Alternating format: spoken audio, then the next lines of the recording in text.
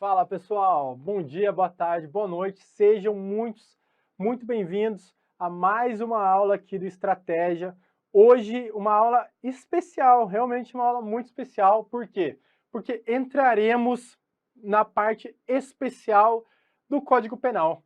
Já tivemos aqui 8 encontros, então estamos no nosso 9º encontro agora, então se você tem acompanhado desde lá do primeiro encontro aqui do nosso curso específico para delegado de polícia, mas que eu já disse e vou dizer todos os encontros, se você estudar para outra carreira jurídica, você pode acompanhar com toda certeza, vai ser útil na sua jornada nos concursos. Então, se você tem acompanhado lá desde o começo, vocês já viram que nós desmembramos a parte geral do Código Penal, do direito penal como um todo. E agora nós usaremos esses últimos 4 encontros para entrarmos na parte especial. Primeiramente, deixa eu me apresentar, se você ainda não me conhece, se você ainda não viu nenhuma aula minha. Meu nome é Lucas Petri, tá? Eu sou delegado de polícia. Esse daqui é meu Instagram. Eu fico à disposição lá para dúvidas, feedback, qualquer crítica que você tiver sobre a minha aula também, qualquer ponto aqui que você tenha dúvida, me manda mensagem lá, que eu ficarei totalmente à disposição, tá? Eu respondo todos os meus directs, então pode me mandar mensagem. Eu adoro conversar com vocês por lá, qualquer dúvida, qualquer feedback, olha, estou por lá, tá bem? E igual eu disse para vocês, nosso curso de Direito Penal para delegado de polícia, também aplicável para outras carreiras aí na área jurídica, tá? Se você estudar para técnico, para analista judiciário, para juiz, promotor, delegado, agente, continua aqui comigo, que pode ter certeza que você não vai se arrepender. Igual eu já disse para vocês, meu nome é Lucas Petri, eu sou delegado de polícia atuante no estado do Paraná e agora professor aqui de Direito Penal do Estratégia Carreiras Jurídicas. E eu vou colocar aqui até um especial do lado. Por quê? Porque é a nossa primeira aula da parte especial de Direito Penal. Então, curso de Direito Penal, parte especial aqui para delegado de polícia, a partir desse encontro. E, pessoal, nós teremos que começar falando dos crimes contra a pessoa, certo? Os crimes contra a pessoa, eles estão previstos entre o artigo 121 e 154b do Código Penal, tá? Então, eles englobam aí vários delitos, entre eles os crimes contra a vida. E aqui nós já temos o primeiro tipo penal do Código, certo? Que é o homicídio. O verbo aqui, matar alguém, né? É o crime, igual já disse Nelson Hungria, é o crime por excelência. É aquele crime que é conhecido por todos, aquele crime propriamente dito, tá? Que é o crime de homicídio. O que eu queria trazer para vocês dele é bem simples. Nós iremos trabalhar muito mais as figuras privilegiadas e as qualificadoras. Por quê? Porque são essas figuras que aparecem na prova de vocês. Então, eu só queria falar rapidamente aqui sobre o objeto material dele, tá? A quem recai a conduta. Pessoal, o objeto material do homicídio, deixa eu puxar o slide aqui para vocês, o objeto material é o ser humano. Então, uma pessoa que mata um animal, por exemplo, ela pode responder por maus tratos, mas ela não vai responder por homicídio. Tenho certeza que vocês já sabem disso. E, por fim, o bem jurídico tutelado, tá? O bem jurídico tutelado aqui é a vida, mas lembre-se que é a vida extrauterina. Por quê? Porque a vida intrauterina, ela está lá tutelada pelo crime de aborto, que nós também iremos ver. Eu quero antes falar com vocês, antes de nós começarmos aqui nas diferentes espécies do homicídio, que, pessoal, é impossível nós abarcarmos todos os delitos nesse nosso curso, em virtude que nós temos aí mais 4 encontros de 1h30 para tratarmos da parte do direito penal especial, da parte especial do Código Penal como um todo, certo? E eu acho que quase nenhum curso trabalha todos os tipos penais. Por quê? Porque tem tipos penais que não aparecem nas provas, né? Então aqui, eu, na qualidade de professor, junto do Estratégia, que me passou um material, nós temos aí uma estatística das provas, principalmente da prova da CESP, que vem cobrando muito aí, que as bancas examinadoras, que vem sendo muito utilizada pelos concursos públicos, a banca CESP. Então, em virtude do estudo dessa banca e das demais bancas, eu trouxe aqui para vocês os principais itens, tá? Os itens que aparecem, os itens que vocês têm que saber. Professor, então eu não preciso ler o Código Penal? Precisa. Você vai terminar essa aula, vai pegar amanhã, semana que vem, e você vai ler do artigo 121 ao 154b. Você tem que saber os tipos penais que estão ali, para não chegar na prova e ter uma questão que você não tem ideia de onde fugir. Você não sabe como chegar naquela questão, tá? Então você tem que ler os tipos penais, mas o que realmente cai, o que eu tenho certeza que vai aparecer na sua prova, eu irei falar aqui nessa aula, tá? Então eu peço uma atenção especial de vocês, uma atenção extrema, porque eu prometo para vocês que essa 1h30 que nós temos aqui não será perdida. Aliás, será muito bem utilizada aí para os seus estudos. Vamos lá, então, para a primeira figura do homicídio que eu quero tratar com vocês, que é o chamado homicídio privilegiado, que apesar de ele ter esse nome de homicídio privilegiado, ele trata-se de uma causa de diminuição de pena, tá? Ele é uma causa de diminuição de pena. Uma diminuição de pena aqui de 1/6 a 1/3. Mas vamos lá, pessoal, esse daqui é de muita importância para sua prova, tá? Então, se o agente comete o crime impelido por motivo de relevante valor social ou moral, ou sob o domínio, eu vou até colocar aqui um asterisco, de violenta emoção, logo em seguida a injusta provocação da vítima, o juiz pode reduzir a pena de 1/6 a 1/3. Então nós temos aí 3 hipóteses, né? Valor social, valor moral e sob domínio de violenta emoção. Logo em seguida ali da injusta provocação da vítima. Pessoal, o valor social, você liga aqui com a sociedade, tá? Então é aquela pessoa, por exemplo, que mata o traidor da pátria, né, que mata um terrorista. Não entramos aqui no mérito de legítima defesa, né, nem nada do tipo, mas é aquela pessoa que mata ali um político corrupto, que toda a sociedade quer ver aquele político morto, né? Ou um terrorista que a gente sabe que vai atacar tal dia e a pessoa vai lá e mata. Então, ela ainda irá responder pelo homicídio, no entanto, ela terá aí uma causa de diminuição de pena. E temos também o valor moral. O valor moral é para o próprio agente, tá? É para o próprio agente. Pessoal, e uma hipótese muito falada aqui, que está caindo nas provas, trata-se da eutanásia. Você sabe o que é eutanásia? É a pessoa que mata algum ente querido, alguma pessoa que ela se importa, porque aquela pessoa está sofrendo muito. Então, o suicídio, ele é proibido pelo nosso ordenamento, certo? Inclusive, se você induz alguém a se suicidar, ou presta auxílio para ela se suicidar, você vai responder por um delito autônomo previsto ali no artigo 122 do Código Penal, que nós já iremos ver. Pessoal, se você mata alguém, é crime. Mas aquela pessoa que você ama, por exemplo, ela está sofrendo demais, ela está ali no hospital e está pedindo por favor para morrer, mas ninguém pode matar ela, por quê? Porque homicídio é crime. E você, para você encurtar a vida daquela pessoa que você ama, que você se importa, você acaba a matando. É um relevante valor moral para você mesmo, tá?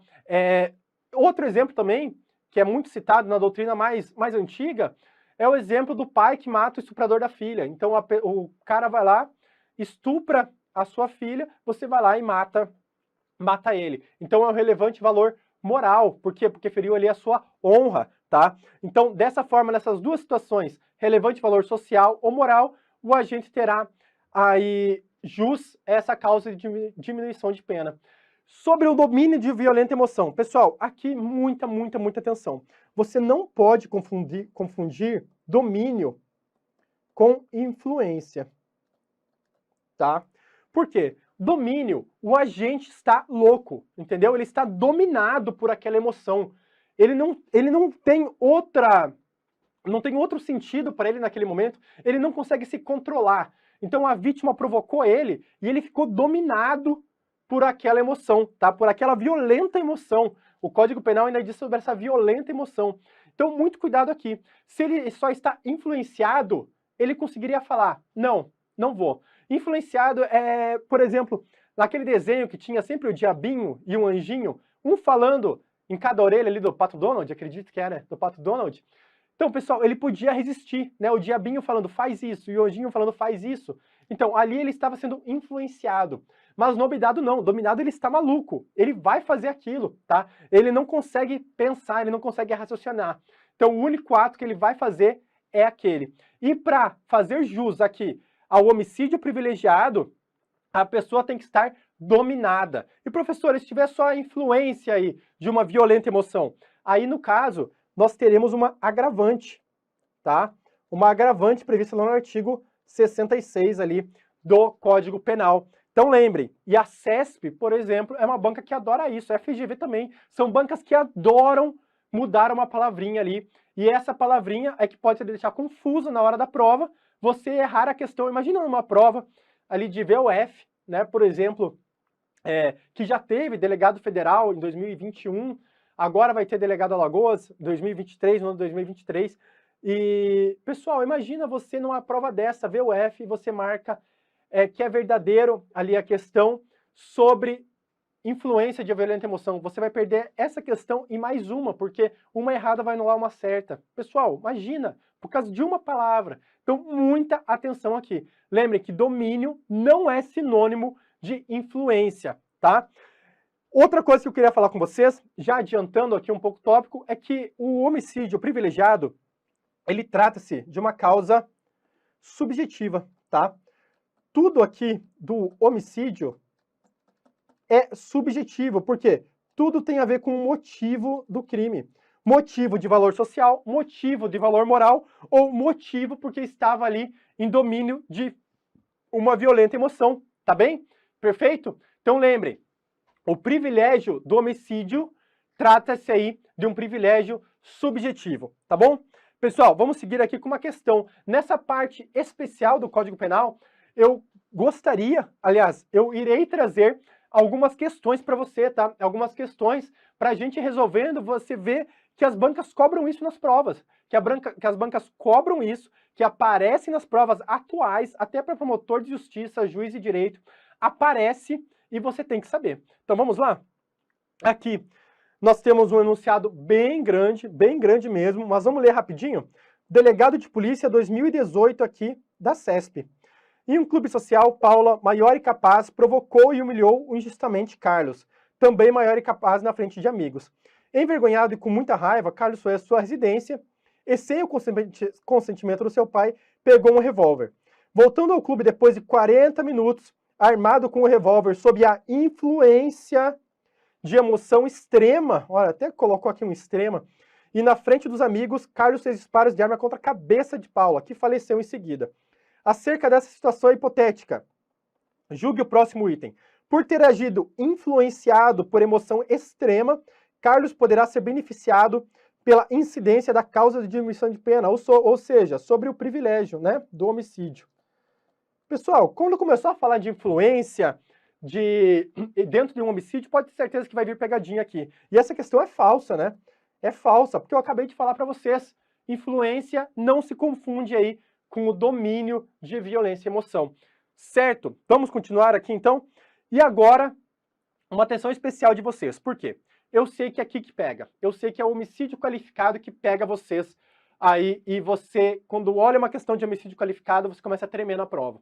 Então, muita atenção aqui comigo. O que eu trouxe para vocês? Eu já vou até passar o slide para vocês verem aqui, que eu trouxe o rol do artigo 121, parágrafo 2º, que trata sobre todas as qualificadoras ali do homicídio.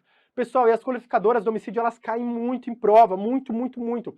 Você tem que saber até as nuances dela, tá? Eu trouxe aqui por quê? Eu quero falar um pouquinho sobre cada uma com vocês, mas eu também quero que nós vamos aqui observar se aquela qualificadora é subjetiva ou se ela é objetiva. A subjetiva, ela tem a ver ali com o motivo do crime. Se aquele crime ele foi qualificado pelo motivo que o agente tinha, ou pelo meio é a objetiva, ou seja, o meio ou o modo que aquele agente praticou o delito, que qualificou ali o homicídio, tá? E é de vital importância para a gente, vocês já vão saber por quê. Nesse momento, eu quero que vocês me ajudem aqui a detalhar as qualificadoras e nós colocarmos se ela é objetiva ou subjetiva. Vamos lá, então? Pessoal, se o homicídio é cometido, primeiramente, homicídio qualificado, né? Se o homicídio é cometido mediante paga ou promessa de recompensa ou por outro motivo torpe. Aqui muito fácil, né? é uma qualificadora subjetiva, por quê? Porque trata aí do motivo. Pessoal, motivo torpe é aquele motivo repugnante, é aquele motivo que a pessoa fala para você e você faz, sabe? Você, enfim, é repugnante aos olhos da sociedade, é repugnante aos olhos da outra pessoa. E aqui nós temos um exemplo, inclusive, de interpretação analógica, né? Lembra lá da nossa primeira aula? Isso daqui às vezes cai em prova, então é bom você saber um exemplo de interpretação analógica, tá? O que é isso? O inciso, ele dá ali umas hipóteses específicas e depois ele dá uma fórmula geral, ou por outro motivo torpe. Mediante pago ou promessa de recompensa tem a ver com dinheiro. E normalmente o motivo torpe também tem a ver com dinheiro, tá? Um caso aqui é o caso de uma mulher muito famosa que vocês conhecem, que matou os próprios pais para ficar ali com a fortuna deles, tá? Esse é um homicídio qualificado por motivo torpe. Perfeito? Vamos para 2, então? A 2. Por motivo fútil. Aqui muito fácil também, né? Novamente temos uma subjetiva, é um motivo fútil. É aquele motivo que banal, né? Que aquele motivo não poderia levar a um homicídio, mas naquele caso concreto ele levou. Primeira coisa, vocês não podem confundir motivo fútil com ausência de motivo, tá? Então, por exemplo, uma pessoa está passando no ponto de ônibus, né? Uma pessoa está parada no ponto de ônibus, passa alguém com uma motocicleta e sai atirando em todo mundo, e sai matando ela, né? Sem qualquer motivo, não sabia quem era aquela pessoa, não estava se importando se ela era mulher, se ela era homem. Essa pessoa ela queria matar alguém. Pessoal, esse é um homicídio simples. Até podemos qualificar por outro motivo, mas não aqui no homicídio qualificado por motivo fútil, tá? A ausência de motivo não é motivo fútil e não é motivo torpe. Motivo torpe é aquele motivo repugnante, que normalmente tem a ver com uma quantia de dinheiro. Já o motivo fútil é aquele motivo banal. Vou dar um exemplo para vocês. Um caso até que eu tive esses dias na minha delegacia de polícia, tá? Chegou lá um caso para mim de uma mulher sendo trazida em flagrante delito. Por quê?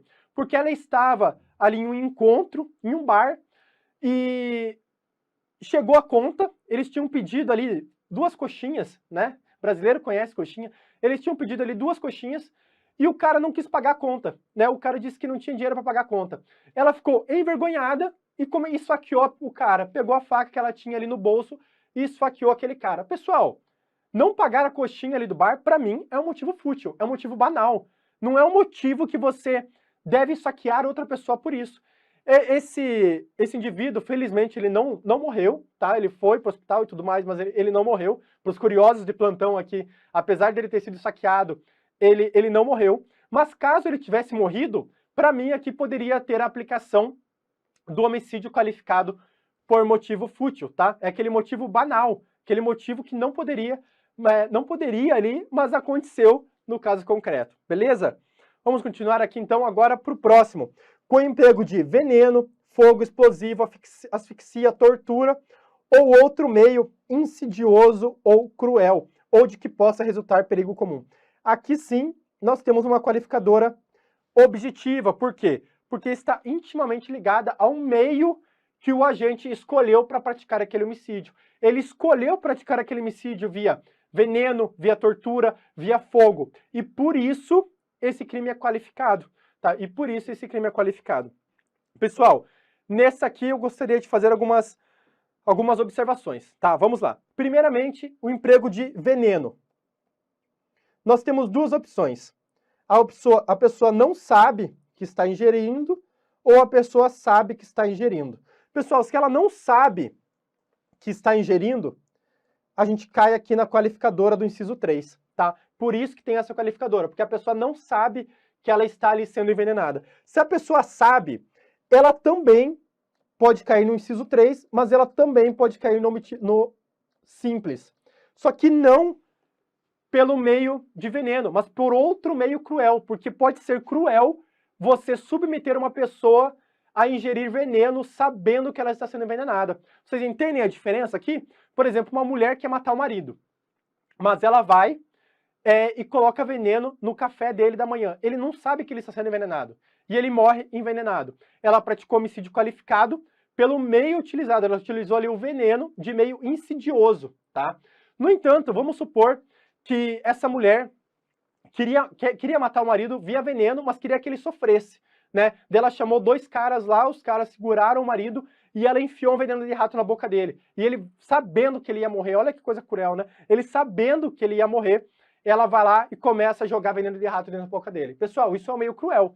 Por isso, esse homicídio seria qualificado, mas poderia ser homicídio simples também. Para prova, eu recomendo que você leve que seria qualificado pelo meio cruel, tá? A não ser que a questão deixe muito claro que não foi o meio cruel, apesar da pessoa saber que estava ali sendo envenenada. Perfeito?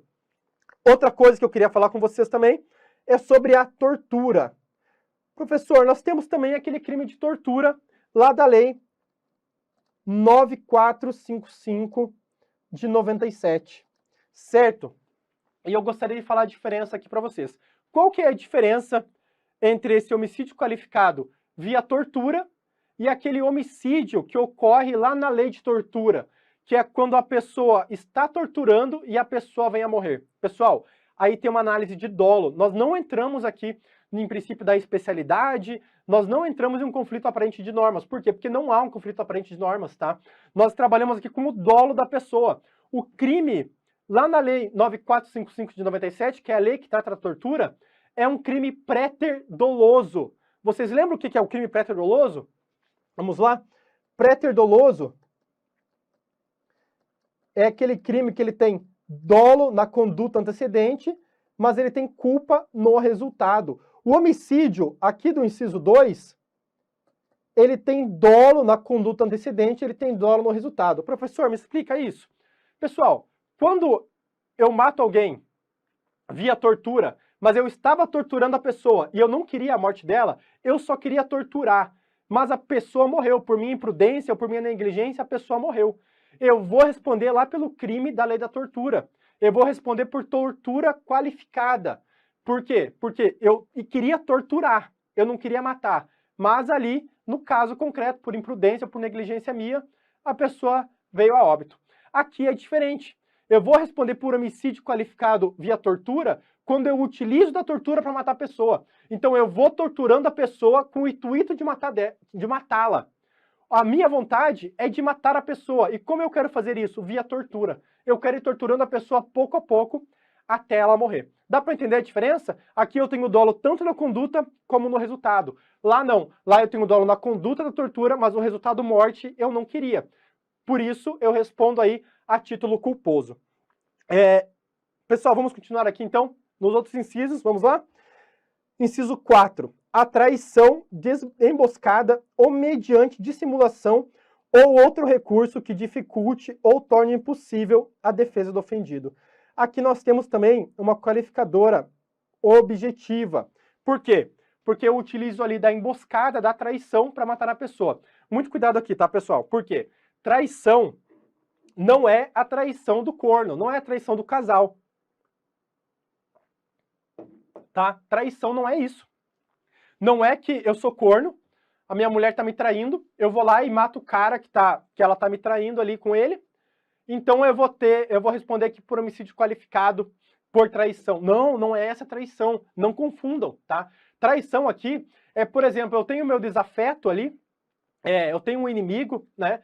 E eu vou lá e chamo ele e falo, cara, vamos ali num bar, vamos acertar, eu quero virar seu amigo e tudo mais. E na hora que a gente tá se abraçando ali, eu dou uma facada nas costas dele e mato ele.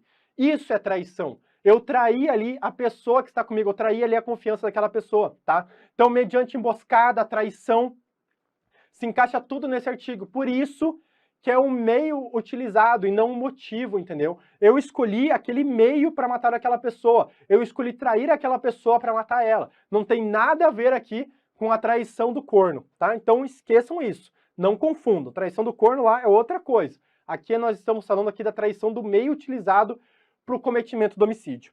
E por fim, para assegurar a execução, a ocultação, a impunidade ou a vantagem de outro crime. Aqui nós estamos diante de uma qualificadora subjetiva. Por quê? Porque é o motivo que eu estou cometendo aquele crime. Eu estou cometendo aquele crime para assegurar a ocultação ou a impunidade ali de outro delito. Última observação que eu queria fazer aqui com vocês é sobre a premeditação. Pessoal, a premeditação, eu premedito o cometimento daquele delito. Eu penso em cometer aquele delito, eu vou lá, planejo tudo certo e mato aquela pessoa. A premeditação por si só, ela não qualifica o homicídio, ela não é uma qualificadora, tá? Então, a premeditação, por si só, ela não entra ali no inciso 4 da traição, da emboscada. É diferente se eu premeditar aquele crime e eu fazer uma emboscada, certo? E aí sim eu matar a pessoa. Aí sim se encaixa aqui no inciso 4. Não pela premeditação, mas pela emboscada. Perfeito? Então colocamos aqui quais são as qualificadoras subjetivas e as objetivas. Agora vamos para as outras qualificadoras. Vamos lá? Próximo slide aqui com vocês. Se o homicídio é cometido contra a mulher por razões de condição de sexo feminino. Muito, muito, muito, muito importante. Pode ter certeza que estará na sua prova. É o chamado feminicídio, né? É o chamado feminicídio. Pessoal, vamos lá. Eu já irei trabalhar o feminicídio com vocês no próximo slide. Aqui eu quero que vocês saibam, que a jurisprudência entende que o feminicídio, ele tem caráter objetivo, tá? Para a jurisprudência, aqui basta ali a pessoa ser mulher e estar dentro daquelas condições que a gente já vai ver. Não basta ela ser mulher, mas basta aquele crime ser cometido em razões de ela ser mulher, que nós já iremos ver no próximo slide, tá? Mas para a jurisprudência, apesar de eu achar um pouco errado, tá? Para mim deveria ser de caráter subjetivo, a jurisprudência entende que ele possui caráter objetivo. Então levem isso para a prova, decorem aqui que o feminicídio possui caráter objetivo, tá? Vamos para o próximo, contra autoridade ou agente descrito. Agentes da segurança pública, né? No exercício da função ou em decorrência dela, ou contra seu cônjuge, companheiro ou parente consanguíneo até terceiro grau, em razão dessa condição. Aqui, pessoal, a jurisprudência também entende que é caráter subjetivo, tá? Esse daqui é caráter subjetivo. É o motivo que eu estou matando aquela pessoa, é ele pertencer ali à segurança pública, perfeito? Com emprego de arma de fogo de uso restrito ou proibido, objetivo. Aqui fica mais simples, né? É o meio que eu utilizo ali a arma de fogo de uso restrito ou proibido para matar a pessoa. E aqui contra menor de 18 anos. Importantíssimo porque trata-se de lei aí muito atual de 2022 e as bancas adoram cobrar novidades legislativas. Pessoal, aqui tem uma certa divergência, mas a jurisprudência está pendendo a considerar aí de caráter objetivo, tá? De caráter objetivo. Por quê? Basta a pessoa ser menor de 14 anos e eu matar ela, que recairá aqui sobre a qualificadora, tá bom? Perfeito? Levem isso para a prova. Muito, muito importante o que foi dito aqui, tá? Nesses dois slides. Muito importante. Você tem que saber identificar quais qualificadoras são objetivas e subjetivas. E por que você tem que saber identificar isso, pessoal? Porque nós só teremos sempre uma qualificadora subjetiva. É impossível ter mais de uma qualificadora subjetiva no mesmo crime. Você pode ter várias objetivas, mas você só pode ter uma subjetiva. Por quê? Porque tem a ver com o motivo daquele delito. Então, por exemplo, professor, eu posso ter um motivo fútil com fogo? Pode. Por exemplo, no exemplo que eu citei ali da coxinha, né, que a mulher quis matar o parceiro porque ele não pagou a conta do bar. Nesse caso, se ela tivesse utilizado de fogo, seria um homicídio duplamente qualificado, né? Falando aí nos termos não tão técnicos, mas seria um homicídio duplamente qualificado. Por quê? Porque teria duas qualificadoras, uma subjetiva e uma objetiva. A subjetiva do motivo fútil e a objetiva pelo fogo, certo? E se eu utilizasse aqui, por exemplo, via traição, via emboscada e também o fogo, poderia ter no mesmo crime? Poderia. Eu poderia levar a pessoa para uma emboscada e colocar fogo nela. Pronto, eu teria aí um homicídio duplamente qualificado, só que de forma objetiva. Então lembrem disso. Vocês sempre terão, caso seja mais de uma qualificadora, pode ter certeza que apenas uma delas será subjetiva, tá bom? Ou uma ou nenhuma, né? Pode ser que nenhuma delas seja subjetiva. Nós tenhamos aí um homicídio triplamente qualificado e todas aí com natureza objetiva, tá bom? Mas lembrem disso, Caso tenha uma subjetiva, não pode ter outra, apenas uma. É de vital importância e vocês já vão ver por quê. Professor, então em tese aqui, poderia existir um homicídio privilegiado ali do feminicídio? Poderia, tá? Poderia. Em tese, poderia. E a gente já vai ver por quê. Vamos continuar aqui, então, falando agora sobre o feminicídio. Por quê? Porque esse crime vai cair na sua prova. Não tem como esse crime não cair na sua prova, tá? Infelizmente, quem trabalha nos órgãos da segurança pública ou na justiça, no Poder Judiciário, no Ministério Público, vê que esse crime aqui acontece todo dia. Infelizmente, acontece todo dia. Vamos lá para ele, então? Pessoal, o homicídio, se cometido contra a mulher por razões da condição de sexo feminino, ele é qualificado e ele é chamado, já falei para vocês aqui, de feminicídio, tá? E quando considera que há razões de condição de sexo feminino? Quando envolve violência doméstica e familiar, ou menosprezo ou discriminação à condição da mulher. Então, se eu mato uma mulher sem motivo, eu mato uma mulher numa briga de trânsito, por exemplo. Ela saiu do carro, eu saí também, eu peguei e dei um tiro nela. Não tinha violência doméstica e eu não matei ela por menosprezo à condição da mulher. Eu respondo por feminicídio? Não, pessoal. Vocês não podem confundir os institutos. Se não se encaixar aqui, se eu matar a mulher apenas por ser mulher, é o femicídio. Não é o feminicídio, tá? E o femicídio trata-se aí de um homicídio simples. Poderia ser qualificado por outro motivo? Poderia, mas não entrará aqui no feminicídio, tá? Vamos resolver uma questão aqui rapidinho com vocês? Vamos lá. Com referência aos crimes previstos ali no Código Penal, vamos direto aqui para a assertiva. O crime de feminicídio corresponde ao homicídio de uma mulher em qualquer situação. Entendimento tido desde a implantação da Lei do Feminicídio em 2015. Aqui é uma questão de 2023, pessoal, para perito médico legista ali da CESP. Falso, né? Acabei de falar isso com vocês. Não é em qualquer situação, tem que estar em situações ali tem que ser ou violência doméstica ou familiar ou menosprezo à condição da mulher, tá? Vocês querem outro exemplo? Por exemplo, o PCC manda matar 2 faccionadas mulheres, mas não por elas serem mulheres, porque realmente elas traíram a facção, por exemplo. Dando um exemplo simples aqui para vocês. Se matarem ela, não vão responder por homicídio qualificado pelo feminicídio. Por quê? Porque se fosse homem, eles iam matar de qualquer forma, né? Porque elas traíram ali a facção. Então é homicídio simples, podendo ser qualificado por outro motivo que não o feminicídio. Vamos para mais uma questão aqui? Para fins de tipificação penal, admite-se a possibilidade de incidência da qualificadora do motivo torpe em caso de crime de feminicídio, visto que o quê? O feminicídio possui natureza objetiva na qualificadora do crime de homicídio, não havendo com as incidências bis in idem. Eu acabei de falar para vocês o quê? O feminicídio tem natureza objetiva, certo? O motivo torpe, aquele motivo repugnante, tem natureza subjetiva. Eu posso colocar os dois no mesmo crime? Posso, de forma que essa questão aqui ela está certa, é questão de 2021 aqui para escrivão de polícia, tá? Então, realmente, a gente só confirma aí que o feminicídio ele tem natureza objetiva e não subjetiva. E ele tendo natureza objetiva, ele pode ter ali outra qualificadora com a natureza subjetiva junto dele. Perfeito, pessoal? Lembrem disso aqui, então. Caso eu tenha mais de uma qualificadora, se uma delas for subjetiva, eu não posso ter outra subjetiva também. Eu não posso ter um motivo torpe e um motivo fútil.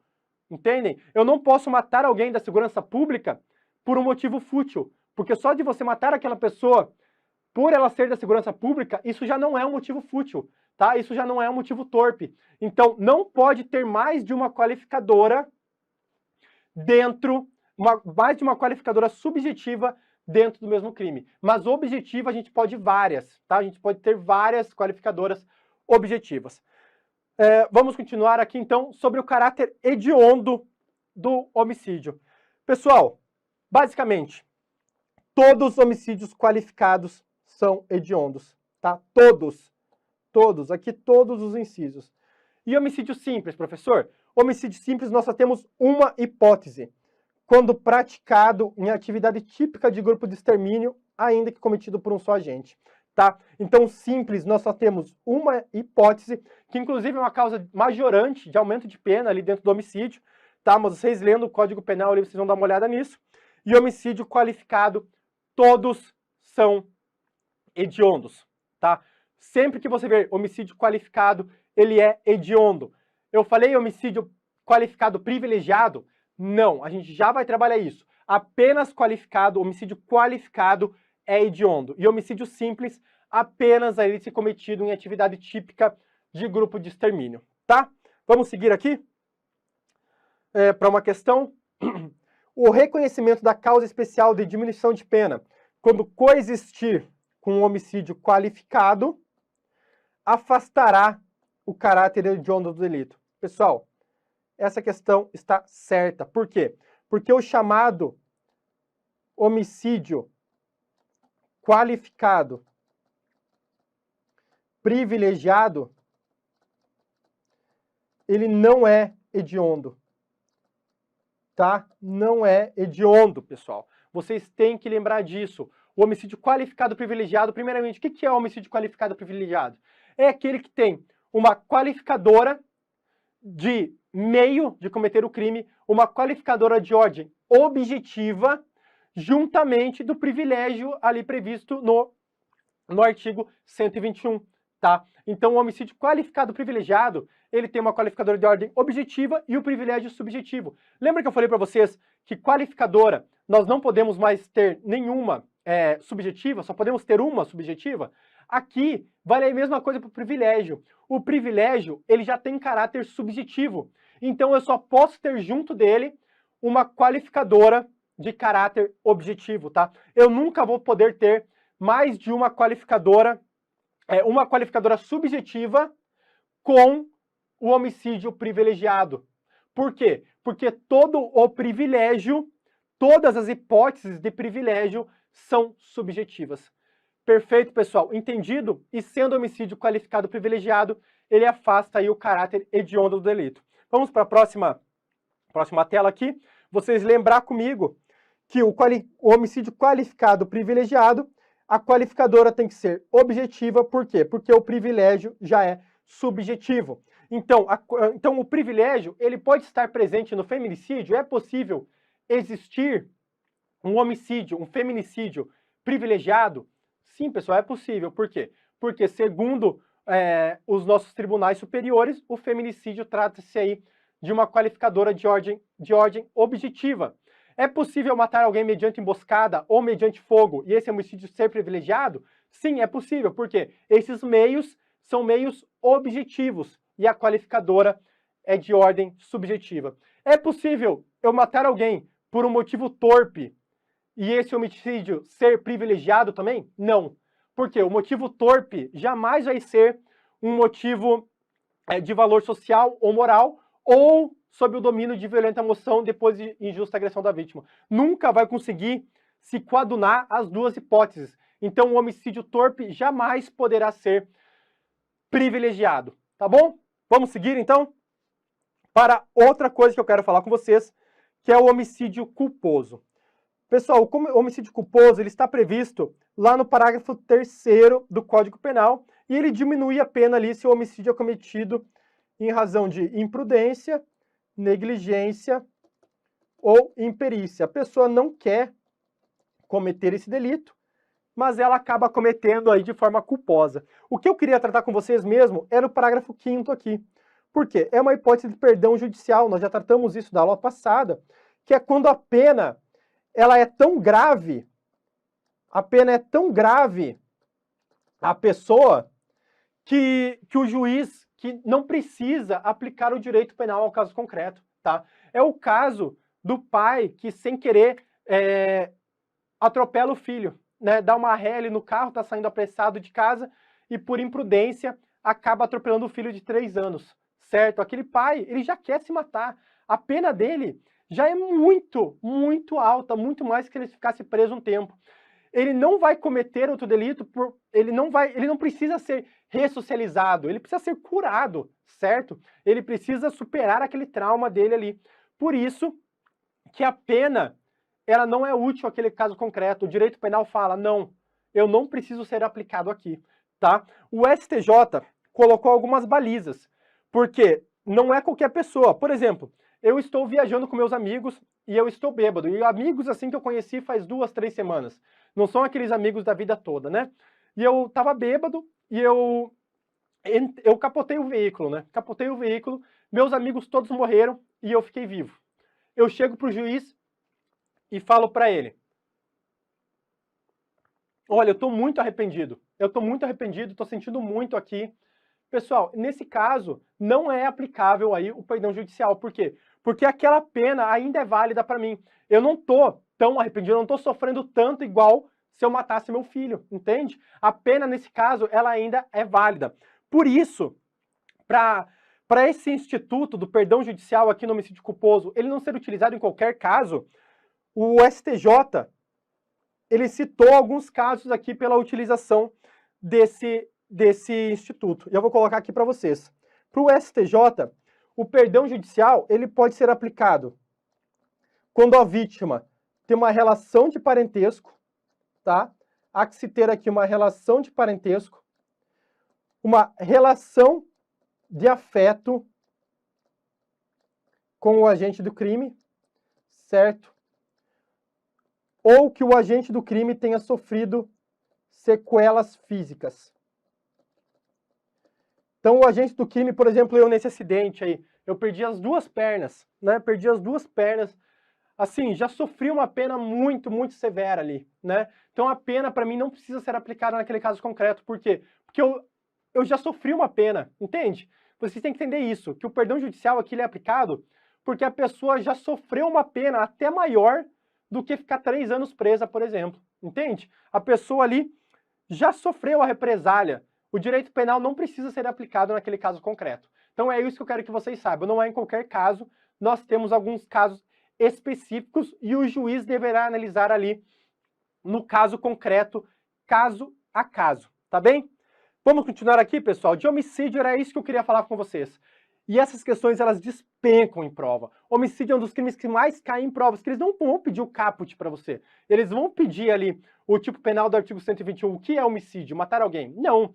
Eles vão trabalhar aqui as naturezas qualificadoras, o homicídio privilegiado qualificado, o homicídio privilegiado por si só. Eles vão trabalhar aqui o que eu falei do perdão judicial. É isso que eles vão trabalhar. É isso que vai colocar o candidato que estudou o assunto dentro daquele cargo para aquele candidato que apenas passou pelo assunto e não estudou de forma mais aprofundada, tá? Vamos continuar aqui então para outro crime muito importante, que é esse crime que veio aí com a lei 13.968 de 2019, que é o crime de induzimento, instigação ao suicídio ou à automutilação. Essa daqui foi a primeira mudança, né? Antes não tinha. Antes dessa lei de 2019 não tinha aí a automutilação, agora tem. Mas o que eu quero que vocês saibam aqui desse delito? Antigamente, para você responder por esse delito aqui, que ele já estava previsto no Código Penal, você devia instigar a pessoa a se matar e ela deveria efetivamente se matar. Então, era necessário ali o resultado naturalístico para a consumação do crime. Agora não, pessoal. Agora, caso tenhamos um resultado naturalístico, caso a pessoa sofra uma lesão corporal grave ou ela venha a falecer, ela realmente se suicide, nós teremos uma qualificadora. Mas apenas a instigação, o auxílio ou o induzimento já é crime. A pessoa já deve responder aqui pelo caput do Código Penal. Então vamos aqui? O artigo 122, ele passa a ser formal. Vocês lembram o que é formal? Formal é o crime que ele prevê a conduta e o resultado. Mas a consumação, ele só precisa da conduta. Já o parágrafo 1º e o 2º, ele é material. Vocês lembram o que é crime material? É aquele crime que ele prevê a conduta e o resultado. E você precisa de ambos para a consumação. Então eu quero que vocês saibam que aqui os parágrafos, as qualificadoras aqui, elas são materiais. Elas precisam do resultado naturalístico. Vamos ler ela comigo aqui? Se da automutilação ou da tentativa de suicídio resulta lesão corporal de natureza grave ou gravíssima, nos termos dos parágrafos 1º e 2º do artigo 129, a reclusão é de 1 ou 3 anos, ou seja, temos uma pena maior, esse crime qualificado. Já se suicídio se consuma ou se da automutilação resulta morte, nós temos uma pena de 2 a 6 anos, ou seja, são crimes materiais. Precisa ele ter a morte, ou a lesão corporal grave, ou a lesão corporal gravíssima. Já no caput, a gente não precisa. Para enquadrar a pessoa apenas no artigo 122, nós não precisamos disso, tá? Isso que eu quero que você saiba aqui desse delito. Perfeito? E agora eu vou continuar aqui para falar outra coisa desse delito aqui com vocês, que é o parágrafo 6º e o parágrafo 7º.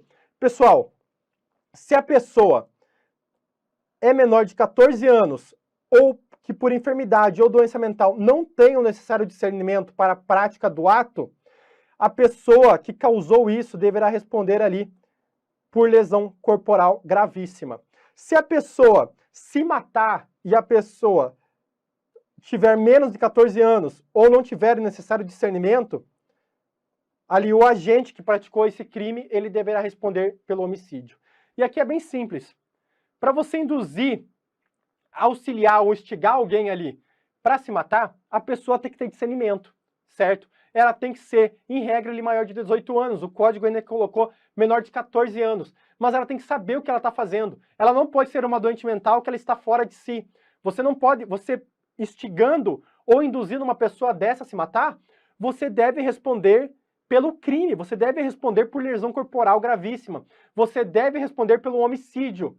Para você instigar, induzir ou dar auxílio a uma pessoa e responder pelo artigo 122 do Código Penal, essa pessoa ela tem que ter discernimento, tá? Ela tem que ter consciência do que ela está fazendo. Então lembrem disso, foi muito acertada essa escolha aqui do Código Penal de inserir esses parágrafos 6º e 7º, porque até o óbvio muitas vezes precisa ser dito. E aqui realmente disse o óbvio, né? Diz que uma pessoa de 14 anos ou uma pessoa que não tem discernimento, realmente, o agente que induz essa pessoa a cometer um delito, a cometer o suicídio ou se automutilar, deve responder pelo crime, pelo tipo penal específico, tá? Então, esses casos de escola, por exemplo, que na internet, alguns maiores de idade, induzem umas crianças menores de 14 anos a se suicidar, se aquela pessoa, ela se matar, esse agente deve responder pelo crime de homicídio e não aqui pelo crime de induzimento ao suicídio, tá bem? Aqui passando para vocês bem rapidamente, apenas uma lembrança do que a gente já estudou. Induzir significa criar a ideia, ou seja, o agente não pensava em se matar ou se automutilar, e a pessoa foi lá e criou essa ideia na cabeça dela. Instigar significa que a pessoa já estava pensando naquilo, e o agente foi lá e reforçou essa ideia, que incentivou a ideia na cabeça da pessoa. Auxiliar, aqui é um auxílio material, participação material do autor, tá? Por exemplo, fornecendo uma arma ou veneno. Muito importante essa observação que eu coloquei aqui embaixo para vocês, que é a intervenção física do agente, ela não pode extrapolar o mero auxílio e acabar adentrando em atos de execução. Por quê? Porque caso entre nos atos de execução, caso além de eu dar a arma para a pessoa, eu pego a arma da mão dela e atiro nela, por exemplo, aí eu já estarei falando sobre homicídio, certo? Porque aí eu já pratiquei atos de execução, eu não apenas auxiliei. Vamos dizer que eu vou lá e entrego a arma para a pessoa fica ali, ai, não sei se me mata, não sei se me mata, e o agente falando, né? Não, se mata, se mata, se mata. O agente fica nervoso, pega a arma da cabeça dela, não, eu vou te ajudar então, e dá um tiro na cabeça dela. Ele vai responder por homicídio, e não pelo artigo 122 do Código Penal. Certo, pessoal?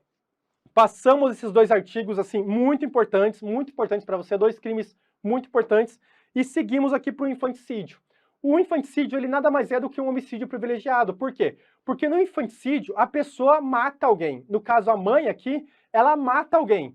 Mas, no entanto, todavia, de acordo com as circunstâncias do caso, nós temos uma pena menor em virtude realmente ali do fato concreto. Então, vamos lá? Matar sob a influência do estado puerperal. O que é o estado puerperal? Pessoal, é a depressão pós-parto, né? muito triste, mas acontece, tá? Acontece. É depressão pós-parto.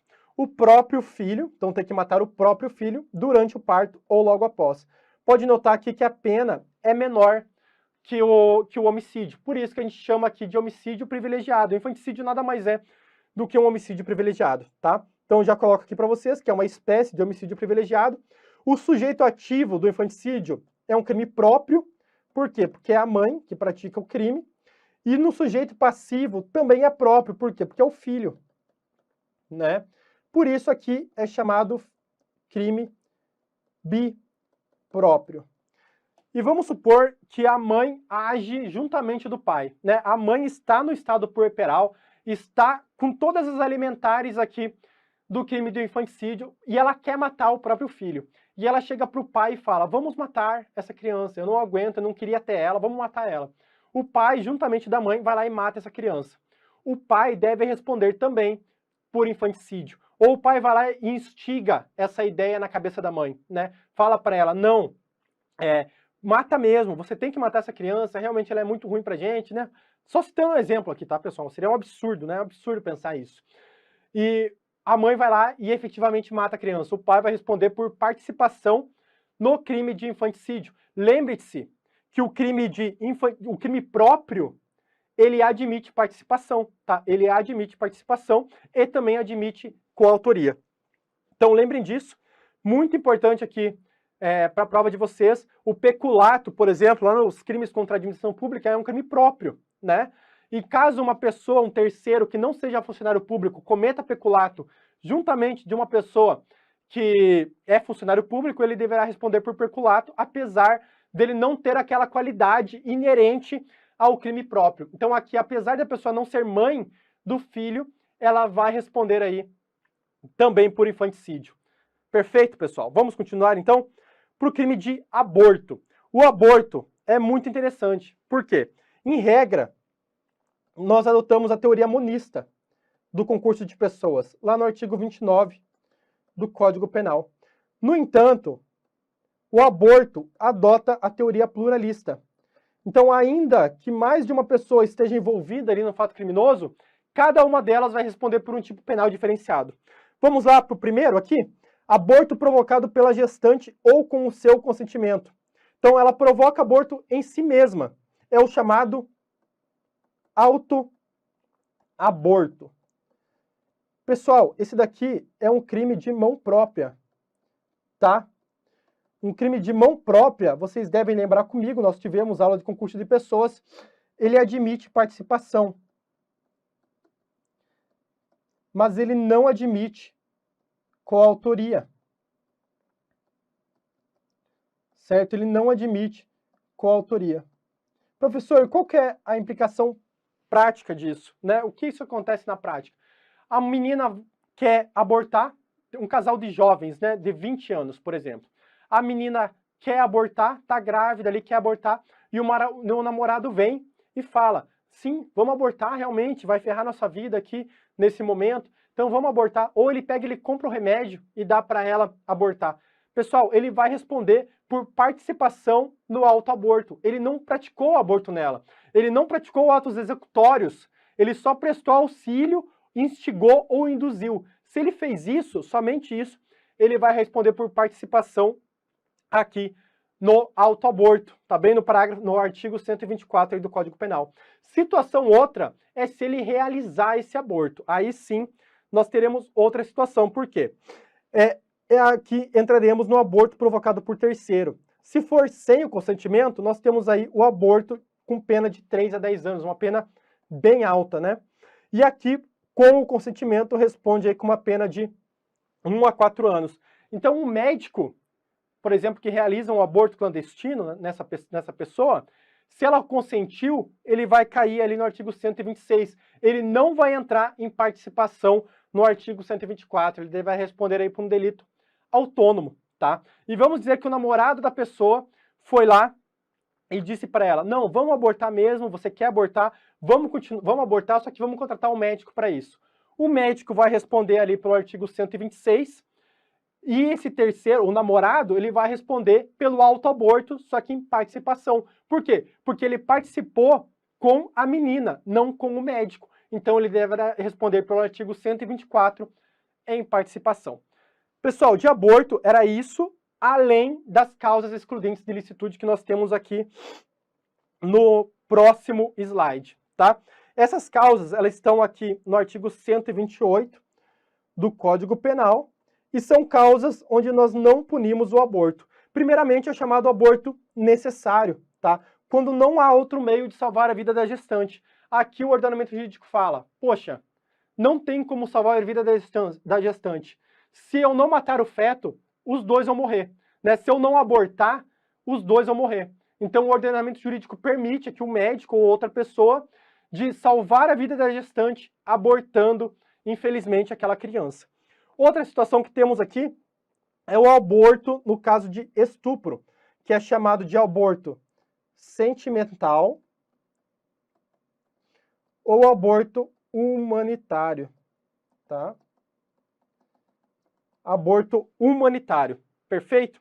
Que é quando a gravidez resulta aí do estupro, tá? A pessoa ela não é obrigada a levar essa gravidez adiante. Ela já está sofrendo muito por ter sido estuprada. Além disso, engravidou do causador ali, do estuprador. Imagina que absurdo, que triste, né, essa situação. Então ela não vai levar, se ela quiser, ela não vai levar essa gravidez adiante e ela não será punida aí pelo Código Penal. Outra situação que eu queria trazer com vocês é uma situação prevista lá no ADPF 54, que é o anencéfalo. Pessoal, o feto anencéfalo é aquele feto que ele sobrevive por poucas horas. Ele já nasce morto praticamente, tá? O STF julgou que é permitido sim a pessoa abortar quando é diagnosticado o feto anencéfalo. A pessoa não precisa ficar ali 9 meses carregando aquele feto, sabendo que ele vai morrer assim que ele nascer, tá? Então, nessa situação específica, o STF permitiu o aborto. Não é crime você abortar caso o feto ali seja anencéfalo.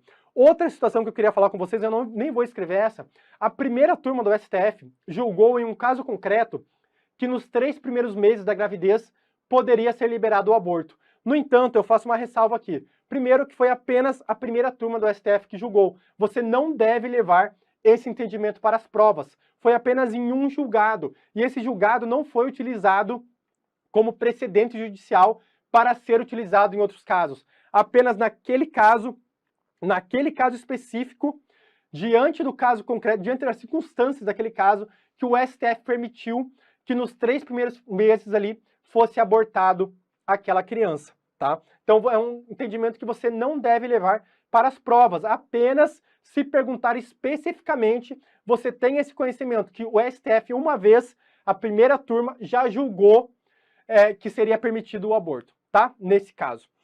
Vamos seguir aqui, então. Eu queria falar com vocês também sobre o aborto eugênico.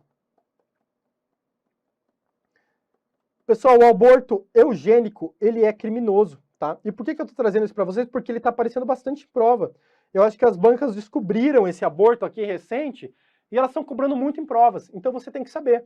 O aborto eugênico é aquele tido...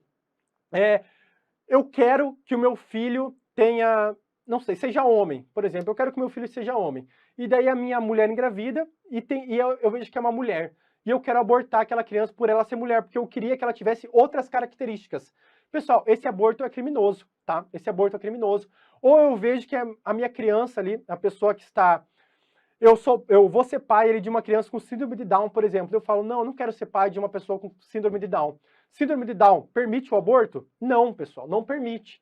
Eu não posso escolher os genes da minha criança. Eu não posso ficar engravidando ali, ter várias gravidez, para escolher as características hereditárias daquela criança, tá? Esse aborto, ele é criminoso, ele é vedado pelo ordenamento jurídico e ele é criminoso, tá? Então aqui, saibam só que é crime o aborto eugênico. Era isso que eu queria falar com vocês sobre os crimes contra a vida. Agora, no próximo slide, nós iremos conversar aqui sobre lesão corporal. Então eu vou puxar a vinheta só para a gente fazer um pequeno intervalo aqui e já iremos voltar com a continuação dos crimes contra a pessoa. Perfeito? Já? Me aguarda aí, pessoal. Vamos lá, pessoal, voltando aqui com vocês, vamos continuar os crimes contra a pessoa, já finalizamos crimes contra a vida e continuaremos aqui com lesões corporais. É um artigo muito grande, opa, cliquei no errado aqui, é um artigo muito extenso, né? E aqui eu trouxe um resumo para vocês. Que a lesão corporal, ela pode ser leve, no caput do 129, grave no parágrafo 1º, gravíssima no parágrafo 2º, seguida de morte, aqui muito importante, porque é um crime pré-ter-doloso. Né? Já falei disso com vocês lá no crime da tortura, é aquele crime que ele tem dolo na conduta e o resultado dele é título de culpa. Então eu quero lesionar, mas a pessoa acabou morrendo. Temos a lesão culposa, temos a lesão em violência doméstica e familiar, contra agente de segurança pública, contra a mulher especificamente. E além disso, temos os privilégios, as majorantes e a hipótese de perdão judicial igual lá no homicídio, tá? Então eu trabalharei com vocês aqui os pontos que mais caem. Nós não conseguiremos trabalhar esse artigo na sua completude, mas eu trabalharei com vocês os pontos realmente mais importantes, os pontos que aparecem na sua prova. E o primeiro aqui é lesão corporal de natureza grave, tá? Tem até um macete aqui para vocês, e já vou passar um macete, que eu sei que vocês gostam, o mnemônico, que é o PIDA. Então lembrem aqui, lesão grave é o PIDA, tá? PIDA por quê? Perigo de vida, né? A incapacidade, que não vou escrever tudo, mas vocês já entenderam, debilidade permanente e a aceleração do parto. Então lembre do macete aí que vocês vão lembrar a lesão corporal grave. Pessoal, muito importante você saber quais são as espécies de lesão corporal grave e gravíssima, e aqui é decorar, tá? Aqui você tem que decorar. Então eu recomendo que você tenha um post-it no seu quarto, eu recomendo que você tenha uma boa anotação no seu vade-mecum, vai lá e grifa seu vade-mecum com uma cor bem colorida, aquele rosa choque, né? Coloridaço, assim, porque coloca vários asteriscos na grave e na gravíssima, porque são hipóteses que você tem que saber. Ou também decora o mnemônico aqui sem confundir um ou outro, mas decora aí que você vai lembrar. Vamos falar especificamente aqui sobre cada hipótese. Primeiramente, incapacidade para as ocupações habituais. Pessoal, aqui não é profissionais, tá? Então, por exemplo, a pessoa trabalha sentada, o dia inteiro. E eu vou lá e lesiono, eu quebro as duas pernas dela, tá? Quebro as duas pernas dela, ela não pode levantar. Mas ela trabalha sentada o dia inteiro. Mas, pessoal, essa pessoa faz outras coisas. Ela ia para academia, ela ia almoçar em algum lugar, ela ia fazer a comida. Dessa forma, trata-se aí de uma lesão corporal de natureza grave. Por quê? Porque para as ocupações habituais dela, ou seja, do dia a dia, se eu incapacitei ela por mais de 30 dias, já cabe aqui. E como é feito isso? Pessoal, é feito via perícia, né? A pessoa vai lá, quando sofre lesão, e depois de 15 dias vai novamente pegar um outro laudo ali alegando que ela está incapaz para as ocupações habituais dela. Vamos lá para a próxima. Perigo de vida, né? Bem tranquilo aqui, quando há uma lesão com perigo de vida, é uma lesão corporal de natureza grave. Debilidade permanente de membro, sentido ou função, ou aceleração do parto. Essas hipóteses aqui você só tem que saber mesmo, tá? Saiba quais são. Muito cuidado para não confundir debilidade permanente com deformidade permanente, que a gente já vai ver aqui no próximo parágrafo da lesão corporal de natureza gravíssima. Então você tem que saber isso daqui que foi falado e tem que saber as hipóteses. Vamos lá para a próxima, então? Que é a lesão corporal de natureza gravíssima. Aqui nós também temos outro mnemônico. Já vou falar para vocês aqui. Deixa eu colocar aqui do ladinho, que senão vai ficar muito pequeno. Eu não vou falar a palavra, mas vocês já conseguem ler daí, né? E nós temos aqui a perda ou inutilização de membro, sentido ou função. Nós temos a enfermidade incurável. Nós temos a incapacidade permanente para o trabalho, muito importante. Deformidade permanente. E aqui o aborto, tá bom? Então, gravíssima. Lembrem aí dessa palavra, tá bom? Lembrem aí dessa palavra, que vocês vão levar para a prova e vão acertar as questões. Aqui, as hipóteses da lesão corporal de natureza gravíssima, já quero trazer para vocês que o código, ele não fala ali lesão corporal de natureza gravíssima, tá? Eu coloquei aqui em cima porque é a classificação doutrinária e é a classificação que aparece em provas também, que a grave está prevista no parágrafo 1º e a gravíssima no parágrafo 2º do artigo 129. Vamos lá para cada hipótese? Incapacidade permanente, aqui é para o trabalho, tá? Então a pessoa realmente se tornou incapaz de trabalhar. Aqui há muita divergência se tinha que ser para qualquer trabalho ou para aquele trabalho que ela já fazia. E nem há uma corrente majoritária aqui, tá? Para dizer a verdade, eu diria que a principal aqui é que é para aquele trabalho que ela já fazia. Mas muitas vezes é desproporcional. Porque vamos supor um médico cirurgião, ele perde ali o movimento das mãos, ele não consegue mais ser médico, mas ele consegue ser outra coisa que não utilize as mãos daquela forma, só que outra profissão que recebe muito menos, por exemplo, tem muito menos prestígio social. Só citando um exemplo aqui para vocês, é muito desproporcional você não aplicar essa qualificadora da lesão corporal de natureza gravíssima, tá? Então aqui, a divergência, o que você tem que levar para provas é que é incapacidade permanente para o trabalho. Você tem que saber aqui a hipótese, tá bem? Vamos continuar? Enfermidade incurável, tá? Enfermidade incurável. Aqui pode ser o caso de passar HIV para alguma pessoa. Então eu pego ali uma seringa e saio furando alguém, passando vírus aí para a pessoa. Perda ou inutilização de membro ou sentido ou função. Aqui realmente é uma perda de um braço, de uma perna ou de uma função. Eu fico cego ali dos 2 olhos, tá? Deformidade permanente e, claro, aqui o aborto. Eu queria chamar a atenção de vocês aqui para deformidade permanente. Por quê? Porque nós temos aqui um julgado do STJ que fala sobre o tema. E o que fala esse julgado?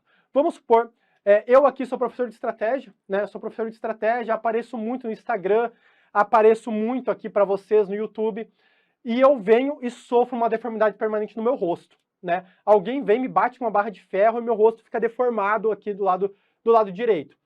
Eu vou lá e faço uma cirurgia reparadora. E essa cirurgia reparadora ela é muito boa, né? Em 5 meses, por exemplo, meu rosto está assim, está normal de novo, certo? Pessoal, essa cirurgia reparadora, ela tira o caráter qualificado do delito?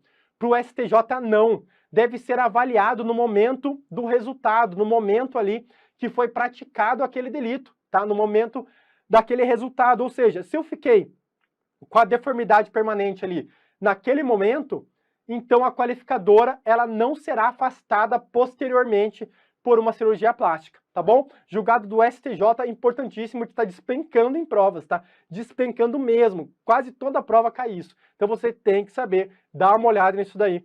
Mas é basicamente isso que você tem que saber, tá? Que a cirurgia reparadora, a estética ali, ela não afasta o caráter qualificado da lesão corporal de natureza gravíssima. Perfeito? Vamos continuar aqui então, agora para a lesão corporal seguida de morte.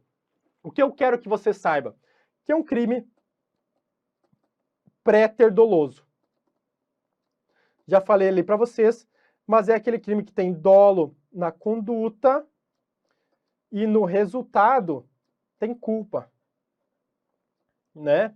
Então, por exemplo, assim numa briga de bar, né, uma briga final de balada, as pessoas ali estão brigando, só querem se machucar, só querem lesionar uma outra e a pessoa cai e sem querer bate a cabeça e morre, tá?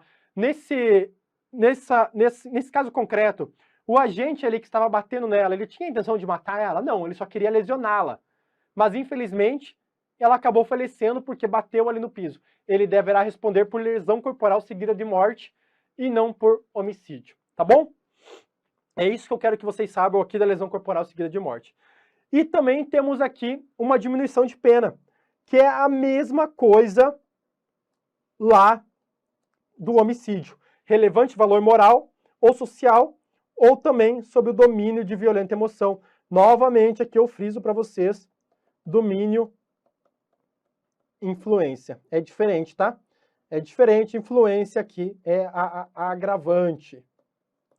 Então, trouxe aí para vocês, só para frisar, que também temos o mesmo parágrafo aí, a mesma causa de diminuição de pena lá na lesão corporal, a mesma do homicídio, tá? Vamos continuar aqui agora na violência doméstica. Pessoal, muita atenção aqui nesses dois parágrafos, tá? Muita atenção mesmo. Por quê? Porque no parágrafo 9º, a violência doméstica, a vítima, o sujeito passivo, a violência doméstica, ela pode ter como vítima pessoa de qualquer sexo, desde que praticada contra ascendente, descendente, irmão, cônjuge, companheiro, ou quem conviva ou tenha convivido, ou ainda prevalecendo-se o agente das relações domésticas, tá? Então, se eu maltrato meu irmão, por exemplo, eu bato no meu irmão que mora comigo ali, eu vou responder aqui por violência doméstica, tá? Mesmo ele sendo homem, mesmo não tendo uma relação de hipossuficiência dele pela minha pessoa, eu agrido ele, eu irei responder aqui pela violência doméstica. Já o parágrafo 13º é diferente, tá? O parágrafo 13º é diferente. Se a lesão for praticada contra a mulher por razões da condição do sexo feminino, nos termos do parágrafo 2º-A do artigo 121 do Código Penal, que a gente já viu o parágrafo 2º-A do artigo 121, que é aquele que diz as condições do sexo feminino. Quais são? Menosprezo à condição da mulher, certo? Ou violência doméstica e familiar. Essas duas situações aqui, elas entram no parágrafo 13º, que inclusive tem uma pena maior. E aqui é só mulher, tá?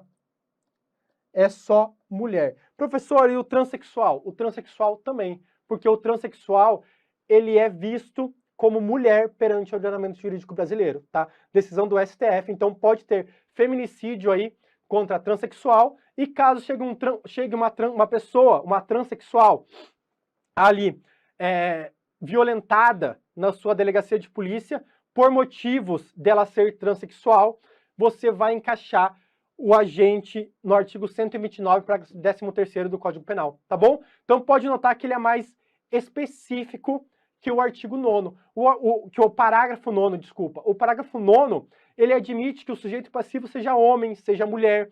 Já no parágrafo 13º, tem que ser mulher e tem que ser por razões de condição do sexo feminino, seja em âmbito de violência doméstica e familiar, seja por menosprezo à condição da mulher. Então é isso que eu queria trazer para vocês. E notem que aqui a pena é muito maior, tá? A pena aqui é muito maior, mesmo a da violência doméstica, é muito maior que uma lesão leve. E aqui, com certeza, uma pena já que quase não admite fiança aí pelo delegado de polícia. Pessoal, sobre lesão corporal, igual eu disse para vocês, o artigo é realmente muito grande, né? Muita coisa. Em 1h30 eu tenho que falar sobre todos os crimes contra a pessoa aqui com vocês. Impossível, né? Não tem como. Levaria aí aulas e aulas para eu desmembrar crime por crime, mas estou passando aqui nos mais importantes, tá? Realmente nos mais importantes, nos parágrafos mais importantes, dentro dos artigos mais importantes. E pode ter certeza, você vai resolver as questões ao final dessa aula, ou na próxima semana, você vai resolver as questões e você vai perceber que esses pontos que eu estou falando estarão lá na questão lindamente, e você vai responder de forma mais linda ainda, tá bom? Vamos seguir aqui agora para mais uns crimes contra a pessoa, que são os crimes contra a honra, que são crimes lá previstos já mais para frente, entre o artigo 138, 139 e 140 ali do Código Penal, mas que eles têm algumas nuances bem legais e que podem cair na sua prova. Vou jogar o slide aqui para vocês. Primeiramente, temos o delito de calúnia. O que é o delito de calúnia? Você imputa falsamente fato definido como crime. Aqui não entra contravenção penal, tá? Não entra contravenção penal. Apenas definido como crime. Difamação, você difama alguém, imputando-lhe fato ofensivo à sua reputação. E por fim, a injúria, você injuria alguém ofendendo-lhe a dignidade ou decoro. Vamos para a diferença de cada uma delas? Pessoal, tanto a difamação quanto a calúnia atingem a honra objetiva da pessoa.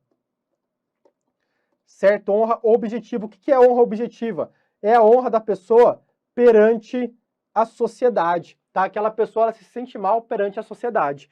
Já a injúria, ela atinge a honra subjetiva. A pessoa se sente mal ali consigo mesmo, tá? É você xingar a pessoa, você xingar a pessoa de palavras ali baixo escalão, tá? Você xinga a pessoa, seu vagabundo, seu burro, enfim. Você xinga essa pessoa, você vai estar respondendo pelo crime de injúria. Já no crime de calúnia ou difamação, você tem que imputar um fato para aquela pessoa. Se aquele fato ele for criminoso, não entrando aqui com contravenção penal, você irá responder pelo crime de calúnia. Então, por exemplo, eu invento aqui que o professor Procópio, em tal data, em tal dia, ele matou alguma pessoa. E eu começo a conversar aqui no grupo de estratégia, começo a jogar. Olha, pessoal, no dia 20 de janeiro do ano passado, eu vi o professor Procópio matando uma pessoa ali no estúdio do estratégia, na esquina do estúdio de estratégia. Eu estarei o caluniando. Eu estarei imputando a ele um fato criminoso falso, tá bem? Dessa forma eu responderia aí pelo crime de injúria. Pelo crime de calúnia, desculpa, pelo crime de calúnia, tá?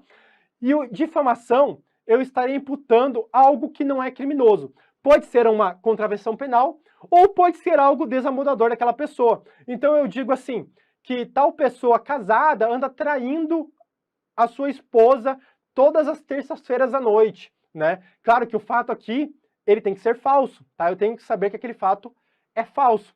Então eu invento ali e começo a jogar nos grupos do WhatsApp, da família, começo a jogar no Facebook, no Instagram, que aquela pessoa toda terça-feira à noite está traindo a esposa dela. Pessoal, isso é um fato desamodador para a pessoa.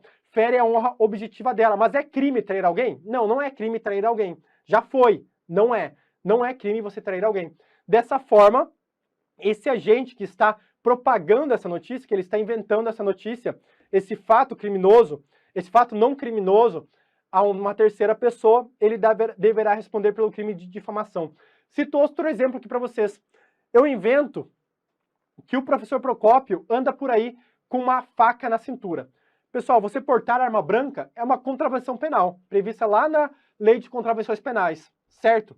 Então, se eu começar a falar, semana passada ele esteve aqui no Estratégia com uma arma branca e eu vi isso, esse fato seria falso, eu estaria divulgando esse fato falso e esse fato é uma contravenção penal.